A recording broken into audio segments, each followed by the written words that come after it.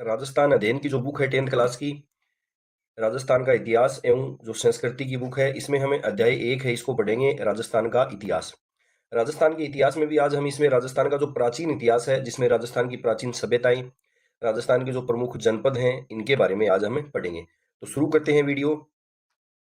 सबसे पहले यदि हम बात करें तो 1800 ईस्वी के अंदर सर्वप्रथम जॉर्ज थॉमस जो हैं, इनके द्वारा राजस्थान के लिए राजपूताना शब्द है, इसका प्रयोग है वह किया गया था। बार-बार एग्जाम में क्वेश्चन पूछा जाता है कि राजस्थान के लिए राजपूताना शब्द का प्रयोग जो है वह किसके द्वारा किया गया था? तो ये किया था जॉर्ज थॉमस ने। इसके बाद में आगे बात करें तो 1829 ईस्वी में कर्नल टोड ने इस प्रदेश को अपनी पुस्तक इनकी पुस्तक है जिसके बारे में एग्जाम में क्वेश्चन पूछा जाता है, annals and antiquities of Rajasthan. इसी पुस्तक के अंदर जो राजस्थान जो है इसको इन्होंने रायथोन या राजस्थान है वह कहा था। तो राजपूताना शब्द है, इसका प्रयोग सर्वप्रथम किसने किया था? जॉर्ज थॉमस ने।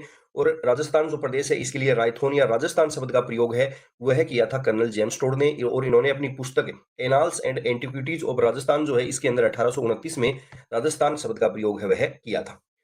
इसके बाद में बात करें तो स्वतंत्रता के बाद रियासतों के एकीकरण। स्वतंत्रता के बाद में जब राजस्थान का एकीकरण हुआ और रियासतों का एकीकरण हुआ तो 30 मार्च 1949 को इस प्रदेश का नाम है वह क्या रखा गया था? राजस्थान है वह रखा गया था। तो राजस्थान नाम कब रखा गया? 30 मार्च 1949 को। राजपूताना किसने कहा? जॉर्ज थॉमस ने। और कर्नल टोड हैं, इन्होंने अपनी पुस्तक के अंदर राजस्थान को रायथोन या राजस्थान है वह कहा है। अब हमें राजस्थान के जो विभिन्न क्षेत्र हैं उनके प्राचीन नाम या उपनामों की जो बात है वह करते हैं।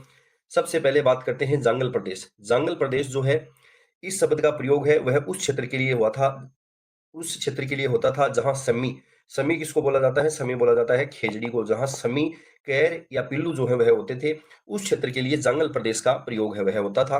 और हम जिलों की बात करें तो बीकानेर और नागौर के आसपास का जो क्षेत्र है उसको क्या कहा जाता था? जांगल प्रदेश है वह कहा जाता था।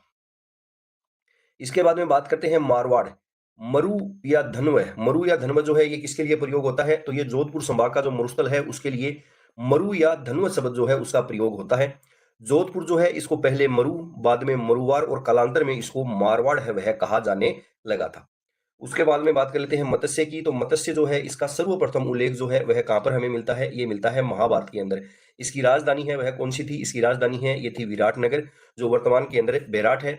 यह जयपुर, अलवर और भरतपुर तक विस्तृत था। राजस्थान के अंदर इसकी बात करें तो यह जयपुर, अलवर और भरतपुर जो है यहाँ तक ये विस्तृत था। आगे सूरसेन राज्य है, इसकी बात करें तो राजस्थान के अंदर भरतपुर, धौलपुर और करौली जो क्षेत्र है, यहाँ का अधिकांश भाग है वह किसके अंदर आता था? सूरसेन जो जनपद है इसके अंतर्गत आता था।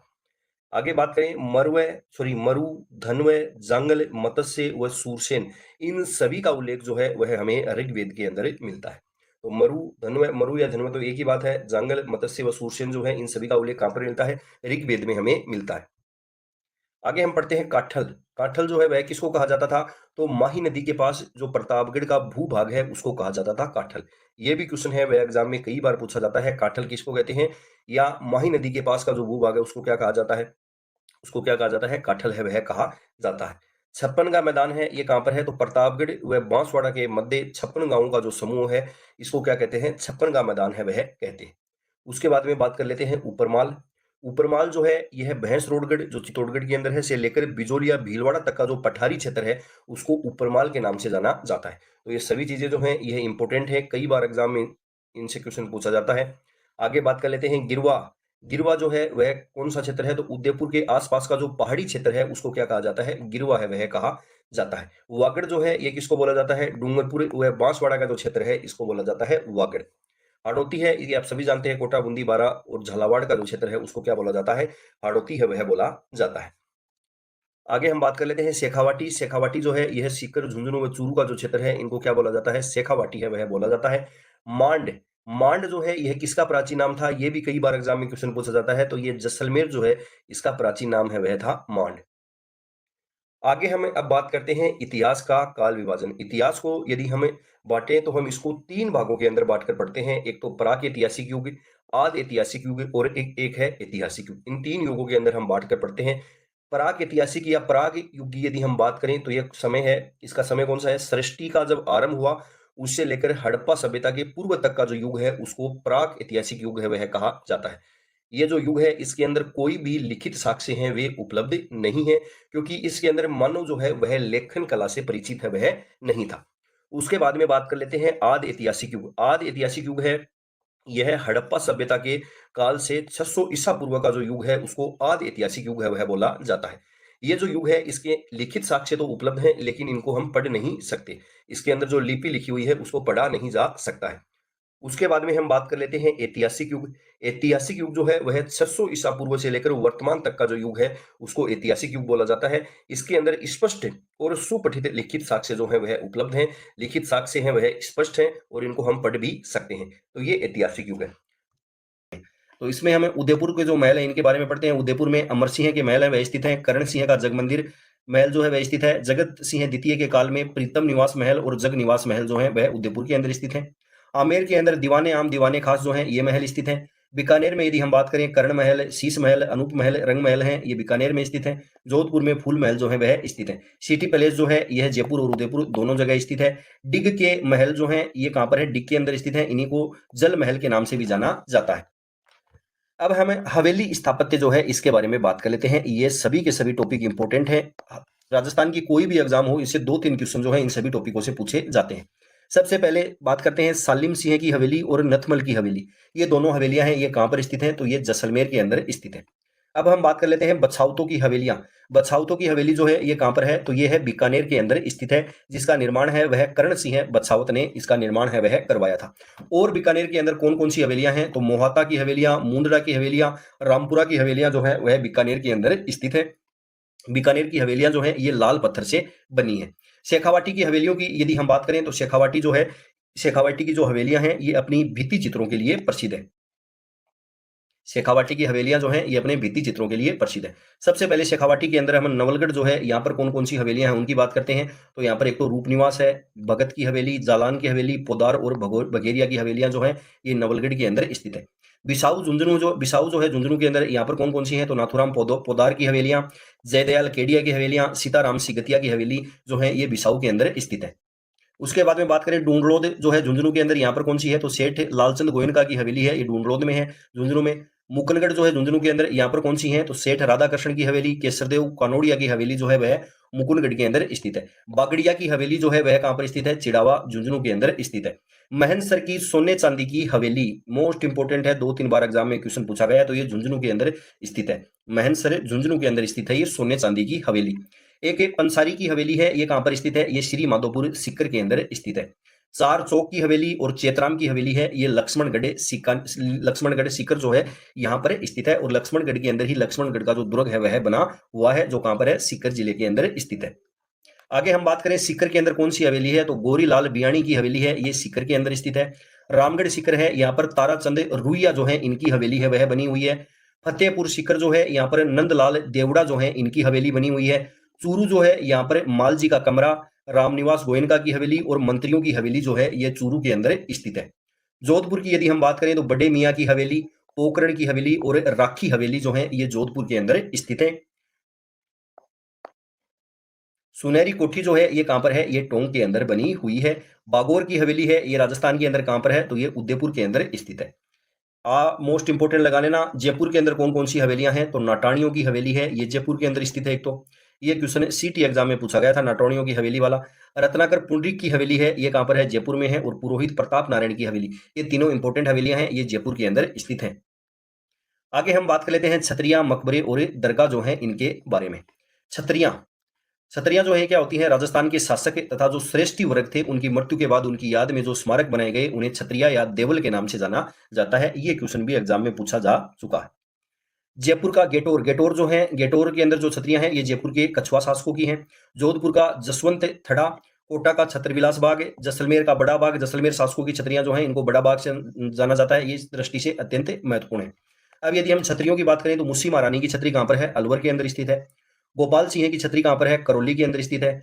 84 खंभों की छतरी है, ये बूंदी के अंदर है। सेठों की छतरी है, ये रामगढ़ के अंदर स्थित है।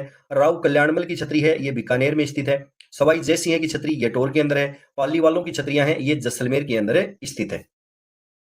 प्रमुख मस्जिद या दरगाह जो है इनकी यदि हम बात करें, इनसे भी एग्जाम में कई बार क्वेश्चन जो है वह पूछा जाता है।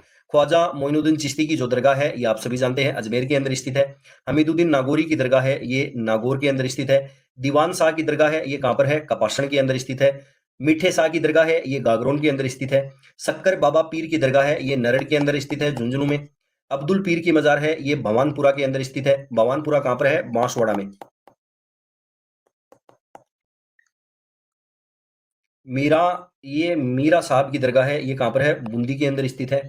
एक मीरान साहब की दरगाह, मीरान साहब की दरगाह जो है वह कहाँ पर है? ये तारागढ़ दुर्ग जो है अजमेर यहाँ पर स्थित है। ख्वाजा फखरुद्दीन की दरगाह सरवाड़ के अंदर है। अब्दुल्ला खां का मकबरा जो है वह अजमेर के अंदर में शामिल है, वह किया गया। इस नृत्य की जो प्रसिद्ध नृत्यांगना है वह कौन है? गुलाबो सपेरा है। आगे हम बात कर लेते हैं जनजातीय या जातीय जो नृत्य हैं इनके बारे में भी एग्जाम में क्वेश्चन बहुत सारे पूछे जाते हैं। तो सबसे पहले बात करते हैं भील।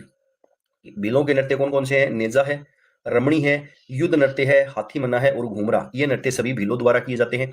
गरासिया जनजाति जो है ये कौन कौन से नृत्य करती है? तो घूमर करती है, गोर करती है, जवारा करती है, मोरिया करती है, लूर करती है और कूद और मांदल। ये सभी नृत्य हैं वह इनके द्वारा किए जाते हैं। कालबेलिया द्वारा कौन से नृत्य किए जाते हैं? इंडोणी, पणिहारी, बागड़िया, संकरिया और चक्री जो नृत्य हैं ये कालबेलियों द्वारा किए जाते हैं। सहरिया जो है इनके द्वारा शिकार नृत्य किया जाता है। सरी और झूमर जो है ये गुज्जर जाति द्वारा किए जाते हैं। कैथोड़ी जनजाति है इसके द्वारा मावलिया, बंजारा जो है इनके द्वारा मछली नृत्य है वह किया जाता है। तो ये नृत्य भी सभी आप याद रखना। आगे हमें राजस्थान के जो लोक नाट्य हैं इनके बारे में बात है वह करते हैं। सबसे पहले बात करते हैं हम जो ख्याल लोक नाट्य है इसके बारे में। ख्याल जो लोक नाट्य है ये 18वीं सदी की शुरुआत से ही राजस्थान के लोक नाट्यों में शामिल थे। इन ख्यालों में कुछ की विशेषताएं जो है वह निम्न प्रकार है। सबसे पहले हम बात कर लेते हैं कुचामणी ख्याल की। एग्जाम में पहला ही क्वेश्चन ये पूछा जाता है कि कुचामणी ख्याल जो है इनके प्रवर्तक हैं वह कौन है? तो इसके प्रवर्तक है वह है लच्छीराम। लच्छीराम जो है ये कुचामणी ख्याल के प्रवर्तक है। लच्छीराम जो है इनके द्वारा रचित ख्याल में चांद, नीलगिरी, राव रिडमल तथा मीरा मंगल जो है वह प्रमुख है। लच्छीराम जो है इनके द्वारा जो रचित ख्याल है इसमें चांद, नीलगिरी, राव रिडमल तथा मीरा मंगल जो है यह प्रमुख है। उगम राज जी कुचामणी ख्याल के प्रमुख खिलाड़ी हैं। उगम राज जी हैं ये भी कुचामणी ख्याल जो है इसके प्रमुख कलाकार हैं, ये भी आप याद रखना। कुचामणी ख्याल जो है इसकी विशेषताएं हैं इनके बारे में भी आपको याद रखना है। सीटी एग्जाम में एक बार इनकी विशेषताएं जो है इनके बारे में भी क्वेश्चन जो है वह पूछा गया था। इसका रूप जो है वह ओपेरा जैसा है। ये सभी कुचामणी ख्याल की विशेषताएं हैं। इसमें लोक गीतों की प्रधानता है। इसका प्रदर्शन जो है वह खुले मंच पर किया जाता है। इनमें स्त्री चरित्रों का अभिनय जो है वह पुरुष पात्रों द्वारा किया जाता है। इस ख्याल में संगत के लिए ढोल वादक, शहनाई वादक, ढोलक व सारंगी वादक मुख्य उपयोगी हैं। इस ख्यालों की भाषा सरल होती है तथा सामाजिक व्यंग्य पर आधारित विषय जो है वह इसके अंदर चुने जाते हैं। ये विशेषताएं भी इसकी आपको याद रखनी है। आगे हम बात कर लेते हैं शेखावाटी ख्याल। शेखावाटी ख्याल जो है इसमें चिड़ावा के निवासी हैं नानू राम जो हैं वह इस शैली के मुख्य खिलाड़ी रहे हैं। तो शेखावाटी जो ख्याल है इसके जो प्रमुख कलाकार हैं वह कौन है? चिड़ावा के नानू राम है। इनके सौ रचित ख्याल में हीर रांझा, हरिचंद, भरथरी, जयदेव कलाली, ढोला मरवण और आला देव जो हैं ये इसके अंदर प्रमुख हैं। विशेषताओं की बात करें तो प्रभावी पद संचालन इसके अंदर होता है। संप्रेषणीय शैली में भाषा और मुद्रा में गीत गायन। वाद में प्राय हारमोनियम, सारंगी, शहनाई, बांसुरी, नकारा तथा ढोलक का प्रयोग जो है वह होता है। तो ये वाद्य यंत्र भी आप काम कौन से काम में आते हैं शेखावाटी ख्याल में, ये भी आपको याद रखने हैं। शेखावाटी इलाके में नानू राम के शिष्य हैं दुलिया राणा जो है ये भी इस ख्याल के लोकप्रिय कलाकार हैं। आगे हम बात कर लेते हैं जयपुरी ख्याल की। जयपुरी ख्याल जो है इसकी बात कर लेते हैं। गुणी जनखाना के कलाकार जो हैं ये जयपुरी जो ख्याल है इसके अंदर भाग लेते हैं। इसकी विशेषताओं की यदि बात करें तो स्त्री पात्रों की भूमिका का निर्वहन जो है वह स्त्रियां भी करती हैं इसके अंदर। इस ख्याल में नए प्रयोगों की अत्यधिक संभावनाएं हैं। इस ख्याल में जो जयपुरी ख्याल है इसके अंदर नए प्रयोगों की अत्यधिक संभावनाएं हैं वह रहती हैं। इसमें समाचार पत्रों, कविता, संगीत, नृत्य, गान व अभिनय का सुंदर समावेश है वह मिलता है। ये विशेषताएं इनको सारी जो है वह आपको याद रखनी है। इसे क्वेश्चन है वह पूछा जाता है। इस शैली में कुछ लोकप्रिय ख्याल जो कि जोगन, कान, गुजरी, मियाँ बीबी, पठान, रसीली, तंबोलन जो है वह आदि है। आपसे एग्जाम में क्वेश्चन पूछ लेगा कि कौन सा ख्याल है जिसमें समाचार पत्रों, कविता, संगीत, नृत्य, गान व अभिनय जो है इसका सुंदर समावेश है वह मिलता है। तो कौन सा है? जयपुरी ख्याल है। आगे बात कर लेते हैं हम हेला ख्याल की। हेला ख्याल सबसे पहले कहाँ का प्रसिद्ध है? तो हेला ख्याल जो है ये दौसा, लालसोट व सवाई माधोपुर जो है यहाँ पर राजस्थान के अंदर ये प्रसिद्ध है। इस ख्याल के जो प्रमुख प्रेरक हैं वह शायर हेला थे। बम नगाड़ा के प्रयोग से इस ख्याल का प्रारंभ होता है। साथ में नौबत जो है ये भी इसके अंदर बजाया जाता है। इस ख्याल की प्रमुख विशेषता हेला देना, लंबी टेर में आवाज देना है। आगे बात कर लेते हैं कन्हैया ख्याल की। तो कन्हैया ख्याल जो है ये राजस्थान के अंदर कहाँ का प्रसिद्ध है? तो करौली, सवाई माधोपुर, धौलपुर, भरतपुर और दौसा जो है इस क्षेत्र के अंदर कन्हैया ख्याल जो है वह प्रसिद्ध है। इस ख्याल में कई जाने वाली मुख्य कथा को कहन तथा मुख्य पात्र को मेडिया कहते हैं। ये क्वेश्चन भी हाल ही के किसी एग्जाम में पूछा गया है कि कौन सा ख्याल है, कौन सा लोकनाट्य है जिसके अंदर मुख्य पात्र को मेडिया कहा जाता है, तो कौन सा है, कन्हैया ख्याल है। आगे हम बात कर लेते हैं तुर्रा कलंगी ख्याल की। तुर्रा कलंगी ख्याल जो है ये मेवाड़ में शाह अली और तुकनगीर जो है इनके द्वारा 400 वर्ष पूर्व तुर्रा कलंगी जो है इस ख्याल की रचना इनके द्वारा की गई थी। तुर्रा जो है इसके अंदर इसका अर्थ जो है वह होता है शिव, और कलंगी जो है इसका अर्थ क्या होता है, पार्वती। पार्वती, तुर्रा को शिव व कलंगी को पार्वती का प्रतीक जो है वह माना जाता है। तुकनगीर जो है ये तुर्रा के तथा शाह अली जो है ये कलंगी के पक्षकार थे। इनके शिव शक्ति संबंधी विचारों को लोगों तक पहुंचाने का मुख्य माध्यम काव्य में रचनाएं थी जिन्हें दंगल के नाम से जाना जाता है। इनके संवादों को बोल जो है वह कहा जाता है। तुर्रा कलंगी के सर्वप्रथम खेले गए ख्याल का नाम है वह क्या है, तो वह तुर्रा कलंगी ख्याल था। यह भी इंपॉर्टेंट है, आप याद रख लेना। तुर्रा कलंगी जो ख्याल है इसमें 20 फुट ऊंचा रंगमंच बनाकर उसकी सजावट की जाती है।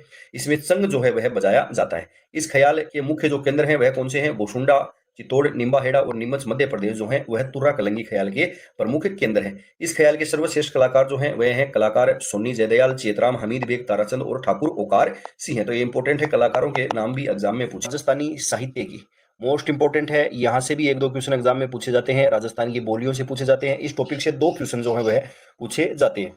राजस्थानी साहित्य की यदि हम बात करें तो राजस्थान का जो प्रारंभिक साहित्य है ये हमें कहाँ से प्राप्त होता है, तो शिलालेख जो है, अभिलेख हैं, सिक्के और मुहर जो है, यहाँ से हमें राजस्थान का प्रारंभिक साहित्य है वह प्राप्त होता है। राजस्थानी साहित्य की इतिहास परंपरा को हम निम्न भागों के अंदर बांट सकते हैं।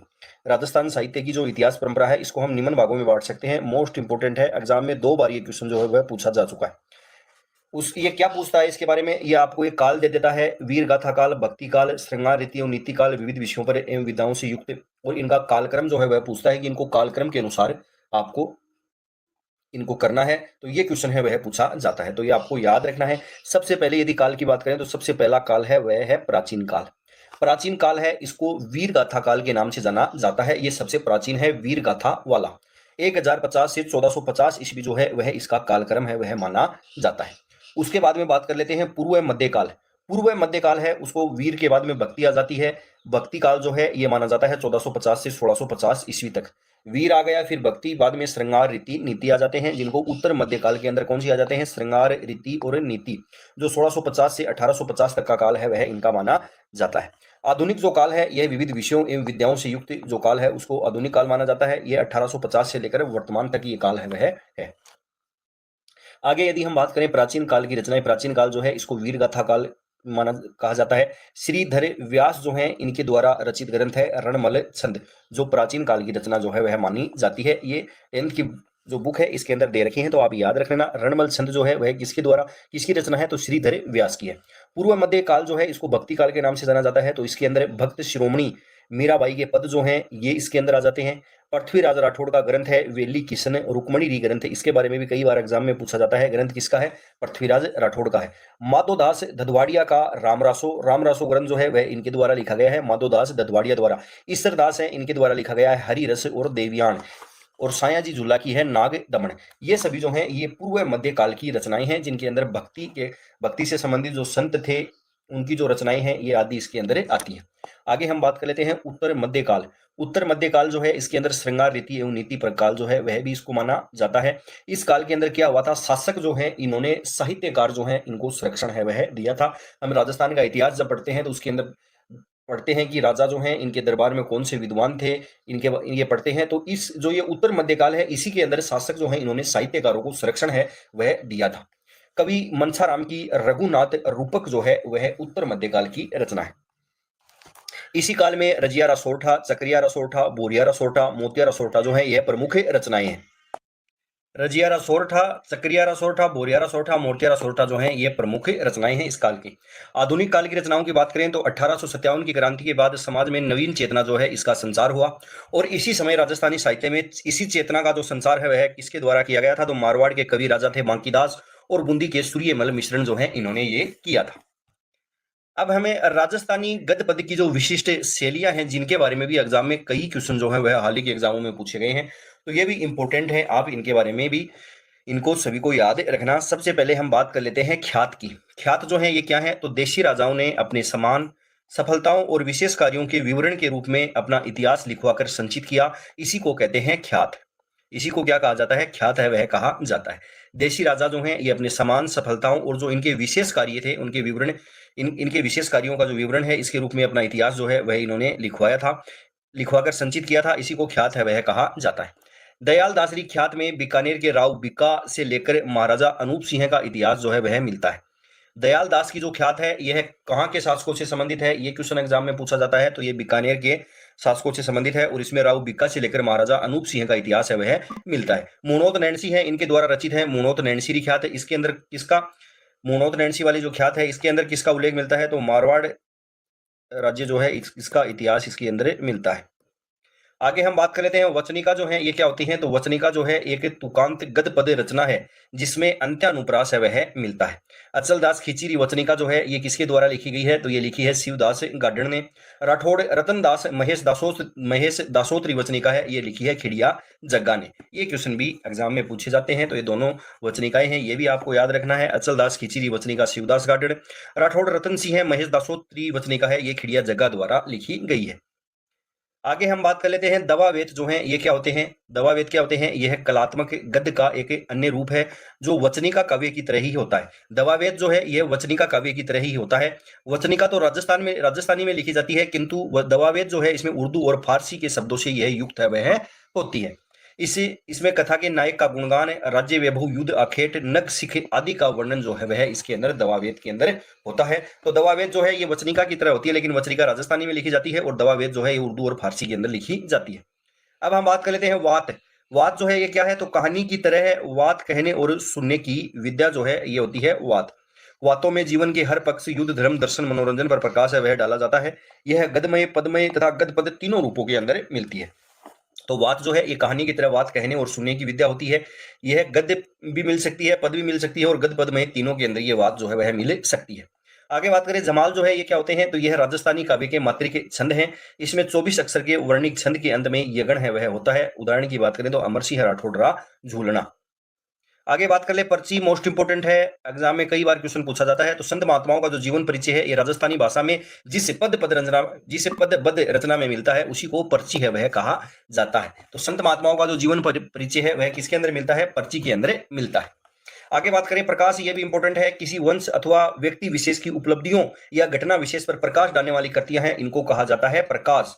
किसी वंश अथवा व्यक्ति विशेष की उपलब्धियों या घटना विशेष पर प्रकाश डालने वाली जो कृतियां या रचनाएं होती हैं उनको प्रकाश है वह कहा जाता है। ये तीनों मोस्ट इंपोर्टेंट हैं, आप याद रख लेना। राज प्रकाश जो रचना है वह किसकी है, ये है किशोर दास की। महायश प्रकाश है ये है आसिया मानसिंह की। सूरज प्रकाश रचना है ये किसकी है, तो ये है कविया करणी दान की। ये तीनों हैं इंपॉर्टेंट है। राज प्रकाश किशोर दास की है, महायश प्रकाश आसिया मानसिंह की है, सूरज प्रकाश तो कई बार एग्जाम में पूछी गई है कविया करणी दान की।